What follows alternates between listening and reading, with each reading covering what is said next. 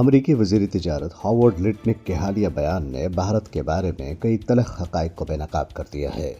انہوں نے واضح الفاظ میں کہا ہے کہ بھارت جلد یا بدیر امریکہ سے معافی مانگنے اور ڈیل کرنے پر مجبور ہو جائے گا۔ یہ دراصل اس بات کا ثبوت ہے کہ مودی حکومت کے تمام بلند و بانگ دعوے اور اسٹریٹجک خود مختاری کا بیانیہ محض سیاسی نعرہ ہے، عملی حقیقت نہیں۔ امریکہ کے ساتھ بڑھتی ہوئی کشیدگی نے بھارت کی معیشت پر دباؤ بڑھا دیا ہے، اور اگر یہ سلسلہ جاری رہا تو دلی کو اپنی برآمدات اور سرمایہ کاری پر سخت منفی اثرات سہنا پڑیں گے۔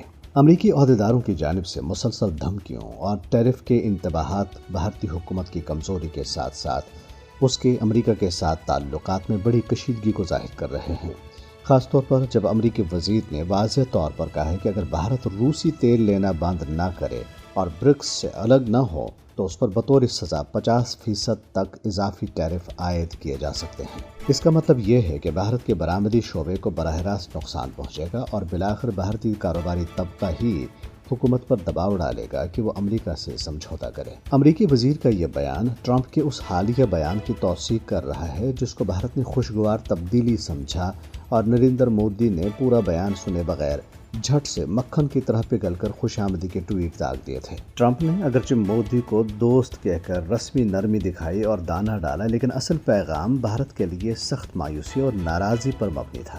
کئی بھارتی تجزیہ کاروں نے بھی یہ نشاندہی کی کہ مودی نے ٹرمپ کے الفاظ کو سطحی طور پر لیا اور خوشامد دکھائی، حالانکہ اصل بیان میں امریکہ کی طرف سے کھلی ناراضی موجود تھی۔ یہ صورتحال بھارت کی سودگی کے ساتھ ساتھ اس کے لیے نہ صرف سفارتی بلکہ معاشی بحران کی طرف بھی اشارہ کرتی ہے۔ امریکہ، جسے بھارت اپنے سب سے بڑے شراکت داروں میں شمار کرتا ہے، اب اس کے خلاف کھلے عام دباؤ کی پالیسی پر عمل پیرا ہے۔ بھارت کی منافقت اور دوہری پالیسی بالآخر اسے امریکہ کے مزید سخت اقدامات کی زد میں لا سکتی ہے۔ یہ بھارت کی بہت بڑی طاقت ہونے کے دعوے کی نفی ہے۔ اگر دلی کو اپنی معیشت کو سہارا دینے کے لیے ہر حال میں واشنگٹن کے سامنے جھکنا پڑے تو اس کی عالمی قیادت کے تمام خواب محض خوش فہمی ثابت ہوں گے۔ یوں یہ معاملہ ظاہر کرتا ہے کہ بھارت کو اپنی پالیسیوں میں یا تو امریکہ کی شرائط تسلیم کرنا ہوں گی یا پھر اپنی برآمدات اور معیشت کو شدید نقصان اٹھانے کے لیے تیار رہنا ہوگا۔